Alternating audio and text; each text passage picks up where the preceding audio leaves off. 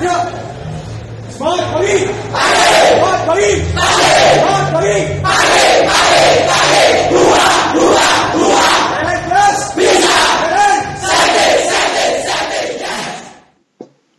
Assalamualaikum warahmatullahi wabarakatuh. Berjumpa kembali dengan saya Ahmad Athoillah. Pada video pembelajaran kali ini kita akan belajar tentang sistem kelistrikan. Nah, bisa kita lihat pada video ini listrik dari mana datangnya. Ada yang tahu dari mana datangnya? Oke. Kita mulai dari yang namanya generator pembangkit listrik. Apa itu generator pembangkit listrik? Generator pembangkit listrik adalah mesin listrik yang mengubah energi gerak menjadi energi listrik. Nah, generator sendiri digambarkan pada yang biru ini, yang berputar ini. Jadi dia mengubah energi gerak menjadi energi listrik. Menggerakkannya menggunakan apa? Nah, nanti ada namanya penggerak mula atau premover, yaitu berdasarkan jenis pembangkitnya. Ada PLTA, pembangkit listrik tenaga air. Artinya, untuk memutar generator ini menggunakan energi potensial air. Kemudian ada PLTP. Ada yang tahu apa itu kepanjangannya? Pembangkit listrik tenaga panas bumi. Kemudian ada PLTG, yaitu kepanjangannya pembangkit listrik tenaga gas. Kemudian ada PLTU, pembangkit listrik tenaga uap. Kemudian PLTGU, yaitu pembangkit listrik gabungan dari gas dan uap. Jadi namanya PLTGU, pembangkit listrik tenaga gas dan uap. Oke, untuk lebih detailnya nanti, prinsip kerja dari masing-masing pembangkit ini akan dijelaskan pada materi berikutnya. Kita lanjutkan dari generator. Generator berputar akan menghasilkan listrik. Listrik di sini kemudian dialirkan menuju ke trafo. Ini adalah namanya trafo atau transformator. Nah, trafo di sini fungsinya adalah untuk menaikkan tegangan. Jadi, trafo ini adalah trafo yang ada di pembangkit. Fungsinya untuk menaikkan tegangan. Dari biasanya rata-rata 11 kV, tegangan dari generator ini keluarnya menghasilkan tegangan 11 kV atau 11.000 volt. Kemudian dinaikkan menjadi ada yang 70 kV, ada yang 150 kV, atau bahkan ada yang 500 kV.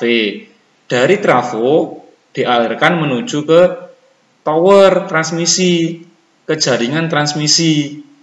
Nah, di sini kebetulan gambar saya ini adalah jaringan transmisi 150 kV. Artinya dari trafo ini, dari 11 kV tadi dinaikkan menjadi 150 kV. Dari tower ini, dari tower-tower transmisi ini akan dialirkan ke gardu induk. Nah, contoh misalkan di Malang nih, sekolah kita kan ada di Tlogomas. Gardu induk yang paling dekat ada di daerah Pendem, gardu induk Pendem. Jadi yang arah ke Batu, arah yang ke Karangploso, pas pojokan pertigaan, di situ ada gardu induk. Nah, kemudian di mana lagi, di Blimbing ada, kemudian ada gardu induk di Kebun Agung. Jadi dari tower-tower transmisi ini akan dialirkan menuju ke gardu induk. Nah, di gardu induk ini tegangan dari 150 kV akan diturunkan menjadi 20 kV. Nah, menurunkannya juga menggunakan transformator atau trafo. Jadi trafo tadi fungsinya adalah untuk mengubah suatu besaran listrik ke besaran listrik lainnya. Dari tegangan 150 kV menjadi 20 kV. Nama trafonya adalah trafo step down. Sedangkan trafo yang ada di pembangkit tadi adalah trafo step up untuk menaikkan, kalau menurunkan step down. Oke, dari 20 kV ini akan dialirkan ada yang dialirkan ke rumah-rumah kita bisa menghasilkan listrik, yaitu dari sini alurnya dari generator sampai ke rumah kita melalui proses ini. Dari gardu induk melewati sebelum ke rumah kita itu melewati namanya trafo distribusi. Karena ingat tadi dari gardu induk keluar adalah 20 kV atau 20.000 volt. Sedangkan tegangan yang kita gunakan adalah, ada yang tahu berapa? 220 volt. Kebanyakan rumah kita adalah 220 volt ya. Tapi ada yang beberapa menggunakan 380 volt. Oke, dari tegangan 20 kV di sini diturunkan menjadi 220 volt. Nah, trafo distribusi ini berarti adalah trafo step down karena menurunkan 20 kV menjadi 220 volt. Nah, di sini ya tiang-tiang listrik yang ada di pinggir jalan itu ya, yang kabelnya, kalau ini yang 220 volt ini kabelnya yang warnanya hitam. Tapi kalau yang 20 kV ini kabelnya biasanya telanjang, yang isinya 3 itu. Towernya biasanya tiangnya ini adalah tiang beton. Kalau yang 220 ada yang beton, ada yang besi. Ini kabelnya pasti ada isolasinya warna hitam. Nah, ini yang ke rumah kita. Ada yang ke masjid. Jadi jenis bebannya adalah sosial. Kemudian ada yang publik. Ini untuk lampu-lampu taman. Kemudian untuk ruang terbuka hijau. Kemudian ada yang ke rumah kita. Nah, ini ada yang ke rumah kita. Oke, kemudian dari 20 kV ini juga ada yang ke bisnis. Di perusahaan-perusahaan, di sini bisnis ya 20 kV. Nah, kemudian dari gardu induk tadi juga ada yang ke industri besar. Ini 20 kV. Jadi ini adalah proses dari distribusi listrik dari sumbernya, yaitu dari generator sampai ke rumah kita melalui proses yang sangat panjang. Kemudian di gambar di bawah ini adalah contoh dari PLTA. Jadi sekilas gambar tentang PLTA. Oke, nanti akan dijelaskan pada video berikutnya saja. Oke, lanjut. Kemudian, nah di sini adalah topologi sistem kelistrikan. Ini lebih detail lagi. Jadi dari masing-masing pembangkit tadi ada PLTA, ada PLTP, ada PLTU. Semua listrik yang dihasilkan, nah ini dijadikan satu, terhubung menjadi satu ini. PLTU dengan daya yang dihasilkan 600 MW, kemudian PLTP 300 MW, PLTA 200 MW, ini menjadi satu. Nama istilahnya adalah interkoneksi. Jadi listrik di rumah kita saat ini dari pembangkit mana? Ya kita nggak tahu, karena listriknya sudah menjadi satu, mulai dari Indramayu, kemudian yang di timur ada Paiton, kemudian ada Gresik, Rembang, Tuban, ada PLTA Brantas, semua listriknya terinterkoneksi, artinya menjadi satu. Nah, kemudian nanti masuk ke jaringan transmisi sistem interkoneksi ini. Jadi ketika PLTP ini tidak bisa menghasilkan listrik, listriknya bisa disuplai dari PLTU lain. Itu salah satu keunggulan dari sistem interkoneksi. Kalau misalkan kita tinggal di Malang, kemudian listrik kita yang paling dekat sumbernya adalah di PLTA Brantas. Misalkan Sungai Brantas kering, artinya PLTA Brantas tidak menghasilkan listrik. Jika sistem kelistrikan kita tidak interkoneksi tadi, ya berarti Semalang Raya akan mengalami pemadaman.